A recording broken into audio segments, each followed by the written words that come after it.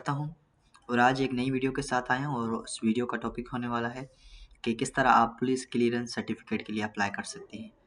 तो आज इस वीडियो में मैं कंप्लीट डिटेल के साथ बात करूँगा, क्योंकि जब भी आप इंटरनेशनल स्कॉलरशिप के लिए अप्लाई करते हैं तो वहाँ पे कई स्कॉलरशिप और कई यूनिवर्सिटीज़ ये मांगती हैं कि आपका जो बैकग्राउंड हो वो क्लियर होना चाहिए। तो इसलिए वो आपसे पुलिस क्लियरेंस सर्टिफिकेट का पूछते हैं ताकि वो आप अपने पोर्टल पे अपलोड कर सकें।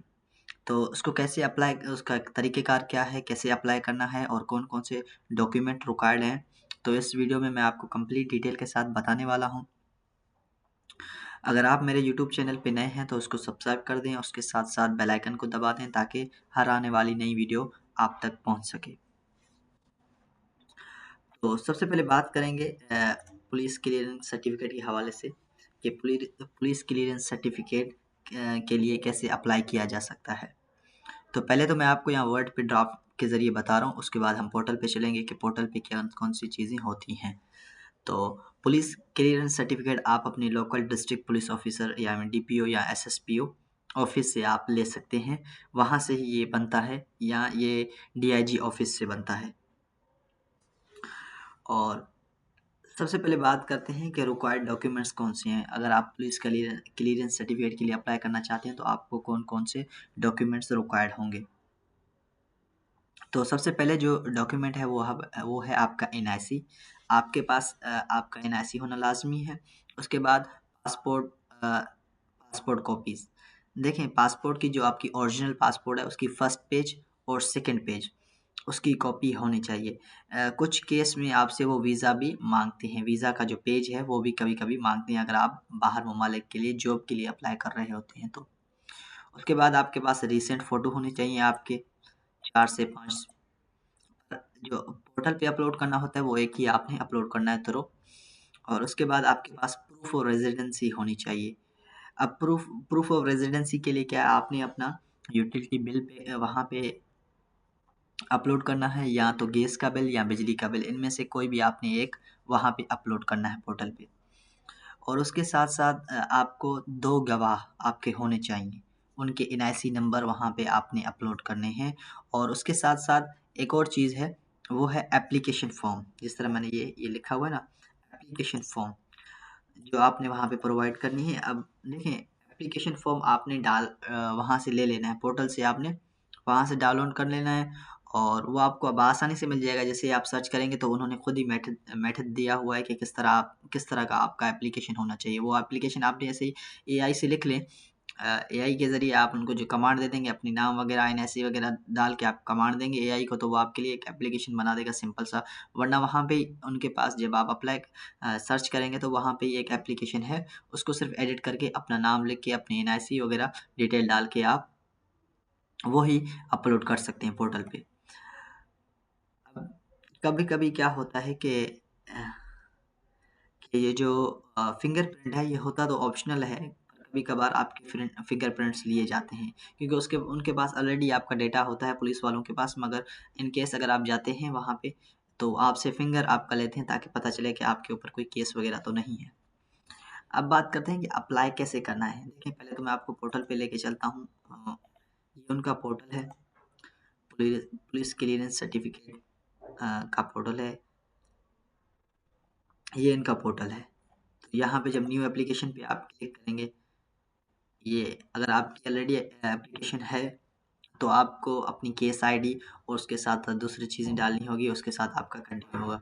अब बात करते हैं, ये देखें, पर्पज़ यहाँ पे है। जिस तरह फॉर एग्ज़ाम्पल पर्पज़ है, उसके बाद आपने अपना एनआईसी नंबर डालना है और कंटिन्यू कर देना है। इससे आगे आपका कंटिन्यू हो जाएगा। अब जब कंटिन्यू हो जाएगा तो आपसे ये जो मैंने डॉक्यूमेंट्स बताए हैं आपको, तो आप सबसे पहले जिस तरह एनआईसी आपसे पूछेगा, उसके बाद पर्पज़ पूछेगा, उसके बाद आपने पासपोर्ट अपलोड करना है, फिर आपका जो रीसेंट फ़ोटो है वो अपलोड करना है।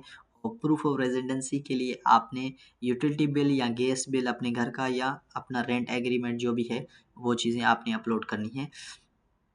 उसके बाद 2 गवाह आपके होने चाहिए। 2 गवाह जो आपके हैं, उनकी एनआईसी का नंबर और एनआईसी उनका नाम, उनके वालिद का नाम, ये चीज़ें होनी हैं। और ये याद रखिएगा कि जो 2 गवाह होंगे आपके, वो आपके अब्बू के अलावा कोई भी हो सकता है। आपका भाई हो, आपका कज़न हो, मैं आपको प्रेफ़र करूँगा कि आप अपने दोस्तों को डालें, वो अच्छा रहेगा। जिनके ऊपर कोई ऐसा मसले का चार्ज वग़ैरह का केस नहीं है, तो आप उनका एनआईसी नंबर यूज़ कर सकते हैं।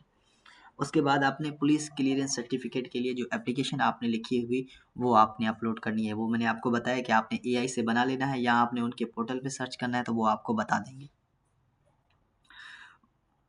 अप्लाई करने का तरीक़ेकार जिस तरह मैंने आपको बताया कि आपने अपनी NIC copy, passport copies, photos, proof of address, fill the application form, जो एप्लीकेशन फ़ॉर्म होगा सिंपल सा, वो आपने फिल करना है। अब उसके बाद क्या होगा, वेरिफ़िकेशन प्रोसेस स्टार्ट हो जाएगा। आपको एक केस आईडी दी जाएगी, जिस तरह मैंने आपको वहाँ पे बताया कि किस तरह की केस आईडी होगी। पीछे चलते हैं हम, ये रहा। ये रहा आपका केस आईडी और एनआईसी। अगर आपने एप्लीकेशन सबमिट कर दी गई, तो आपको एक केस आईडी दिया जाएगा और आपने अपनी एनआईसी लगा के केस आईडी से चेक करना है कि आपका एप्लीकेशन अभी कहाँ तक चल रहा है। तो ये प्रोसेस होगा। जो पहला स्टेप है इनका, तो उसमें आपकी योर आइडेंटिटी और रेज़िडेंसी को वो देखेंगे और क्रिमिनल रिकॉर्ड अगर है तो वो देखेंगे। उसके अलावा वो कहाँ भेजेंगे, वो आपके जो करीबी पुलिस स्टेशन है वहाँ पे उसको एप्लीकेशन को भेजेंगे। उसके बाद यहाँ पे कोई फ़ीस लिखी हुई है, जब मैंने किया था तो कोई ऐसी फ़ीस नहीं थी। अगर आप लेते हैं तो इन केस वो मुझे नहीं पता। उसके बाद आप जब आपकी केस आईडी होगी, उससे आपने चेक करना है कि आपकी जो पुलिस क्लीयरेंस सर्टिफ़िकेट का जो प्रोसेस है वो कहाँ तक पहुँचा है। अगर वो आगे नहीं बढ़ रहा, तो आपने अपने करीबी पुलिस स्टेशन में जाना है और उनको बोलना है कि भाई, मैंने अप्लाई किया था और मेरा जो पुलिस क्लीयरेंस सर्टिफ़िकेट का जो नोटिफ़िकेशन है वो आपके पास आया है। और ये याद रखिएगा, आपने अपने हद के थाने में जाना है, जो आपके हद में हो ना थाना, वहाँ पे ही आपने जाना है और उनको बोलना है कि मेरा आपके पास नोटिफ़िकेशन आया होगा, तो वो आपको बता देंगे कि जी हाँ, आपका नोटिफ़िकेशन यहाँ पे आया है। तो वो उसको क्लियर कर देंगे आपके सामने ही, आपका फ़िंगर लेंगे वहीं पे और उसको क्लियर करके आगे भेज देंगे। तो ये जो प्रोसेस होगा, स सा 1 से लेके 7 दिन तक तकरीबन ये हो जाएगा और उसके बाद आपको, जब आप अपनी आईडी पे जाएँगे, जिस तरह मैंने आपको बताया केस आईडी पे जाएँगे, तो आपको वो बता देंगे कि अभी आपने आना है और अपने सर्टिफ़िकेट लेके जाना है। वो आपने कहाँ से लेना है, वो आपने डीआईजी ऑफ़िस से लेना है। और उसके बाद ये पुलिस क्लीयरेंस सर्टिफ़िकेट होता किस लिए है? देखें, पाकिस्तान एम्बेसी है, नादरा है और पावर ऑफ अटॉर्नी सम Pakistan. If you are abroad you can apply through. अगर आप बाहर मुल्क में रहते हैं, तो आप इनके ज़रिए अपलोड कर सकते हैं। खैर, अब ये यूज़ किस लिए होता है? तो स्टूडेंट वीज़ा के लिए, वर्क वीज़ा के लिए, इमिग्रेशन के लिए, जॉब एप्लीकेशन के, कुछ लोग क्या करते हैं कि जॉब में अप्लाई करते हैं। ये भी याद रखिएगा कि जॉब वाले हैं, वो भी इसमें अप्लाई कर सकते हैं। उनके लिए ज़रूरी होती है, जब आप किसी गवर्नमेंट जॉब में जा रहे होते हैं, तो वो आपसे ये माँगते हैं कि आप अपना पुलिस क्लीयरेंस सर्टिफ़िकेट लेके आएँ कि आपके ऊपर कोई केस या ऐसा क्रिमिनल रिकॉर्ड तो नहीं है आपका। और लास्ट में ये जो फ़ोटो दे रहा हूँ मैं आपको, ये ऐसा होता है पुलिस क्लीयरेंस सर्टिफ़िकेट।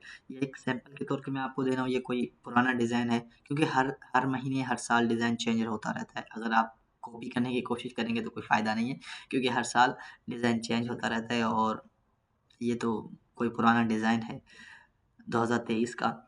तो हर साल का चेंज होता रहता है, तो ये ऐसा ही पुलिस क्लीयरेंस सर्टिफ़िकेट ऐसे होता है और ये इनका पोर्टल है, आपने अप्लाई यहाँ से करना है। आपने यहाँ पे आके न्यू एप्लीकेशन पे क्लिक करके, और जिस तरह जो इन्फॉर्मेशन मैंने आपको दी है, क्या-क्या आपको डॉक्यूमेंट्स रिक्वायर्ड होंगे, तो उसके ज़रिए आपने अपलोड कर देना है। जैसे वीज़ा पर्पज़ के लिए कर रहे हैं या इमिग्रेशन या एम्प्लॉयमेंट फॉर पाकिस्तान, तो आप यहाँ से करके एनआईसी अपना नंबर अपलोड करके और आगे आपका प्रोसेस शुरू हो जाएगा। तो ये बहुत सिंपल सा एक फॉर्म था जो कि आपने फिल करना है और उसके बाद आपको केस आईडी मिलेगी, जिस तरह मैंने पीछे आपको बताएगा कि केस जब आईडी आपको मिल जाएगी, तो जिस तरह ट्रैक योर एप्लीकेशन, तो आप उसके ज़रिए ट्रैक करते रहेंगे अपनी एप्लीकेशन को कि अब आया, मेरी एप्लीकेशन कहाँ पहुँची है, आगे क्यों नहीं बढ़ रही। तो जब नहीं बढ़ रही होगी, तो आपने क्या करना है, सिंपली आपने जाना है अपने करीबी पुलिस स्टेशन पे, जो आपके हद में थाना हो, उनको कहना है कि मेरे आपके पास एप्लीकेशन आई है। और ये बात याद रखिएगा कि थोड़ा कॉन्फिडेंट होके जाइएगा, शायद आपसे कुछ माँगे, पर ऐसा नहीं होता, तकरीबन ऐसा नहीं होता कि आपसे कुछ पैसे वग़ैरह माँगे। और वो आपकी एप्लीकेशन को देखते हैं कि आया ये इसका हो रहा है कि नहीं हो रहा, तो वो आपकी एप्लीकेशन को अप्रूव वहीं से कर देंगे, आपका फ़िंगर वग़ैरह लेके कि आपके ऊपर कोई केस वग़ैरह नहीं है, तो वो आपका उसी टाइम कर देंगे। उम्मीद करता हूँ ये वीडियो आपको अच्छी लगी हो तो अपने दोस्तों के साथ शेयर करें और मेरे यूट्यूब चैनल को भी सब्सक्राइब कर दें और उसके साथ-साथ बेल आइकन को दबा दें, ताकि हर आने वाली नई वीडियो आप तक पहुँच सके। तो नेक्स्ट वीडियो में मैं आपको ये बताऊँगा कि एक अप्लाई करके मैं आपको ये बताऊँगा कि किस तरह केस आईडी और किस तरह प्रोसेस होता रहता है।